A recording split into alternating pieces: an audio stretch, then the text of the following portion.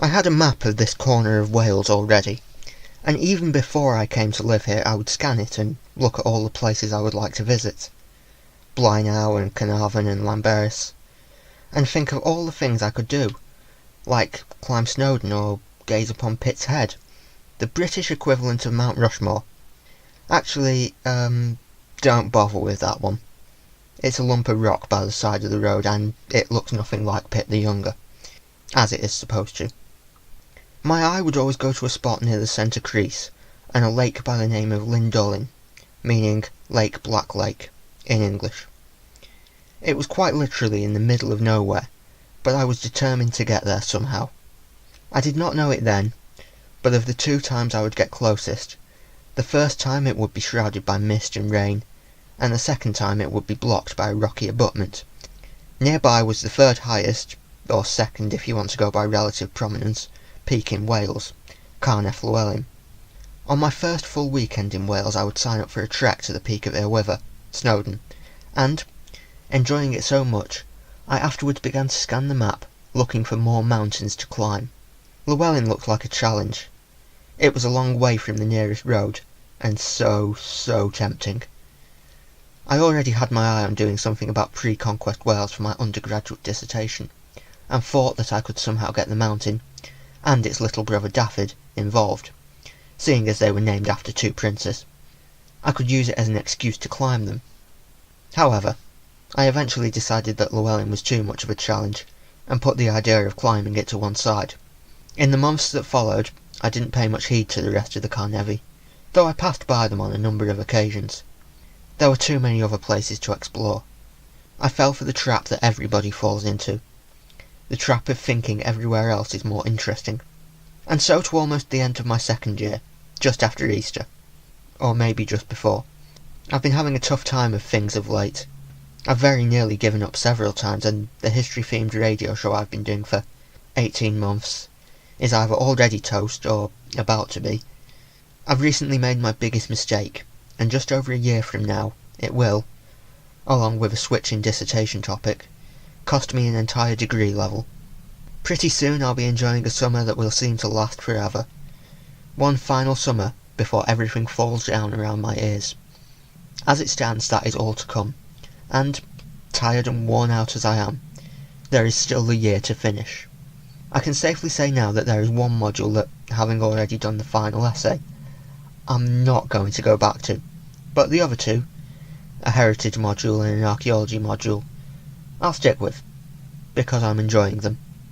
The good thing about my university was that for most of the non-history modules, the lecturer would organise a trip somewhere. Sometimes it was a magical mystery tour of archaeological sites, or down an old mine full of waxworks, or to an empty field. For the archaeology module this year, the lecturer, Gary, has been promising a trip since Christmas.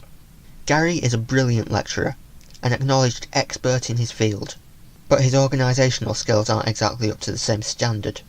Weeks and weeks have gone by and we still don't even know where this trip is going to be. But knowing Gary, it will be somewhere prehistoric. Finally, near the end of term, he announces that he's finally sorted something, but gives precious little away. The only thing we're told is that we need suitable footwear for a hike. By the day of the trip, most people are either revising for exams or have gone home, which makes me think it was before Easter. Others can't come because they're leaving on the early train, so there are only about 5 of us who end up gathering in the car park outside the main university building. The day is not a good one. It is cloudy, overcast, and it is probably going to heave it down later on. There are already large drops falling from the sky, and for the middle of spring it is phenomenally cold. Gary ambles out of the entrance, looks up into the sky, and then declares that he'll be driving us all out towards Rhachub, and so long as there isn't cloud obscuring the top, he'll show us the cairns on the top of Moel Faban, and a few other bits and pieces. Despite poring over my map for over 2 years, I have no idea where either of these places are. It turns out they've been right under my nose, for as Gary drives the minibus down the old country lanes, I realise we're headed towards Bethesda, and all the signs for Rhachub are pointing north. I know that there aren't many roads going north. Thanks to the lie of the mountains, the only direction a road can take for any significant distance is straight east, towards the rising sun. Having never before heard of this Rackhub place, I start to wonder how far it is. And before I know it, we're there. Turns out it is just before Bethesda. It is a village so small you have to squint to be able to see it on the map. An old myth reckons that the name of Rackhub comes from Ir Akub, meaning safe place. Supposedly this was the place locals would come and hide during times of attack. It isn't true, just to put that one out there, and the name probably means no more than bit of land. Not that you can see much land at the moment because it's all a bit grey and yickety, though the tops of the mountains can be seen. The weather could be getting better actually. Rackhub is little more than an outer suburb of Bethesda these days, though it does have its own post office, which is more than can be said for most modern villages. Gary parks the minibus on a more or less empty stretch of road. A few cars about, nothing more, and we all trudge up the road and down a track which leads to a scrubby old farm. The ground looks well sodden, and the surrounding area not somewhere I want to hang around. It looks like the kind of place where you might get shot just for passing through. It's actually really common for this end of the Carneddau. I don't mean getting shot at, I mean having to pass through farms to get into the mountains. The other end, not so much. There you can just walk in straight off the road. In my inexperienced mind, however, I don't expect this, and I get a bit uneasy, thinking that some angry Welsh farmer is going to come along and say, "Oi, what are you doing here? Get off my land!" I wouldn't trust Gary to deal with that situation, to tell you the truth. Like I said, brilliant lecturer, but completely disorganised and probably not the person you want in charge when an angry farmer comes your way. Judging by the state of this place, I'll bet the farmer is a particularly trigger-happy sort. According to the map, this is a public right-of-way, so if Mr. Angry Farmer does come and shoot us, and if he does I'm using Gary as a human shield, he actually doesn't have a leg to stand on, as we aren't trespassing. Now that I look again, I see there's a medieval settlement here, and a vague memory resurfaces of Gary stopping us to give a mini lecture about the settlement, making my fear of ending up on the front page of the North Wales Post even worse. After an uncomfortable period we move off and start up Moel Faban. Moel Faban isn't even a mountain, it's a hill. A small bump at the point where the high land trickles down to the low-lying pasture. At 1,341 feet, it isn't the smallest bump in this range. Homage to Mynydff Idref at only 800 feet, but it is nothing when you think that a short distance away are the 3rd, 4th and 7th highest mountains in Wales. In fact, a total of 7 of the 15 highest mountains in Wales, the 3,000, are in this region. Don't, however, allow Moel Faban's minority to be off-putting. Every hill is worth climbing, if only to see what you can see. And here you're sandwiched between two worlds.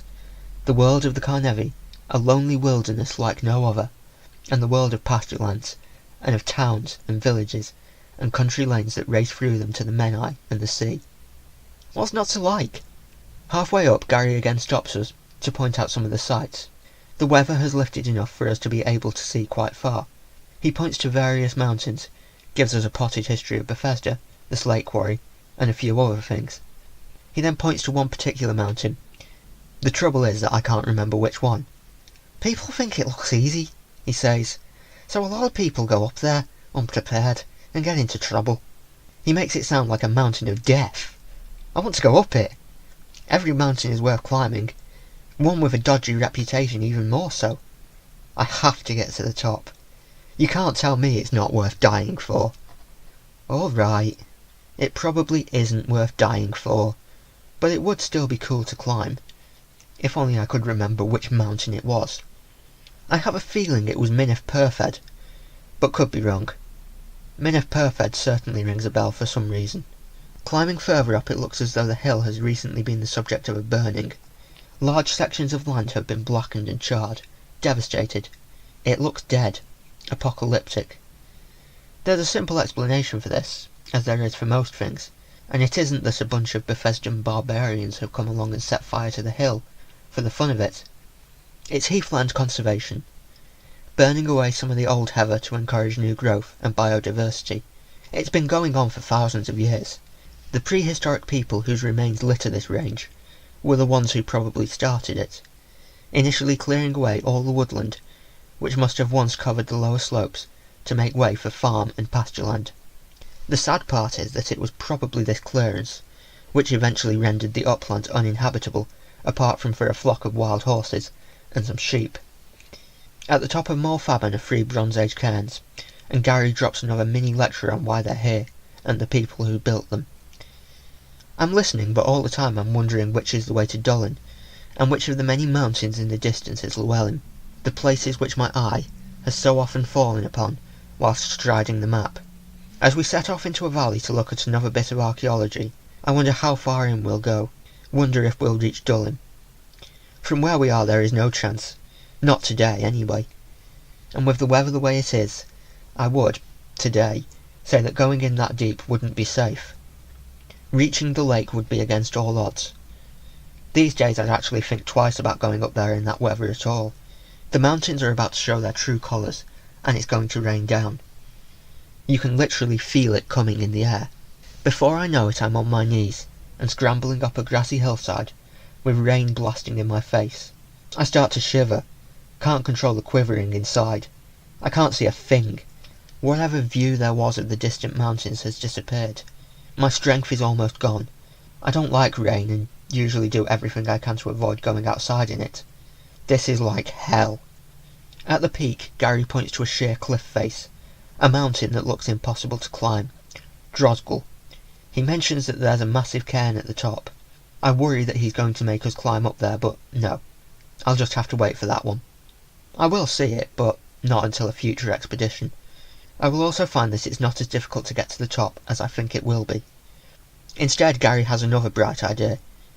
He's going to show us a sheepfold. In his defence, he knows this sounds utterly demented, and in this weather, it is getting even worse. Looking for a sheepfold sounds like the stupidest thing in the world. That is why he tells us that this sheepfold is a truly spectacular sheepfold, and like no other sheepfold we've ever seen. I really want to take his word for it and just go home, but my curiosity is tugging at my sleeve, wanting to see how spectacular this thing really is. It could be the greatest sheepfold in the world, or it could be another Pitt's Head, a bunch of stones scattered about the countryside, and nothing like it is supposed to be. So off we trot. More scrambling, more rain, more unpleasantness. It's actually now becoming fun in a warped way. There's something exhilarating about this, something about being lost in this wilderness, in the thick, heavy rain. I don't hate it anymore. It feels like we're in deep now, but we're not. We've only come just over a mile into an area that has 200 squares of them. Then we reach Gurn, and below us, wow. Just wow. Gary wasn't exaggerating when he said this sheepfold was spectacular. It's like a little village spread out at the base of the slope, a kind of Scarab Bray in the middle of Wales. I love it. This makes all the rain and the scrambling up slopes and the thick, now impenetrable mist worth it. I'd have been happy if this trip had just been for this. Forget looking at cairns and Bronze Age remains and bits of settlement that you can hardly see. This is what it's all about. Sheepfolds. Good-looking ones that resemble villages. I don't want this to end now. I want to go on, deeper, more sheepfolds. Is there anything else this spectacular in there? I want to see. Not today, my friend. This weather is getting ridiculously bad, so we must head back to civilization. Halfway there, Gary stops again to make a point about where there's another settlement, marked by a white stone on a pillar, which is mentioned in some 50-year-old guidebook. Then, all of a sudden, we're back at the farm, and back in Rakob, where the rain and the mists have decided to stay behind in the mountains. It acts now like a curtain, a veil dividing the real world from a magnificent wilderness. I don't think anybody else on that trip was quite so taken by those mountains as I was. Maybe it was because I had already spent an age staring at the map, and was already falling for them. Or maybe the mountains chose me to be their champion. Or maybe we're getting a bit silly. I'd come back not long after. I'd go right to the other end, which is a very different kind of landscape to this one. I'd explore this part more. I'd get to better know this fantastic world where few ever roam. I'd set out for Dullin, and to climb Llewellyn, though I'd never get to either. I'd almost freeze at the top of Folgrach. I'd see Aber Falls from on high, as I made my way down a scree slope on my rear end. Those were the best days of my life.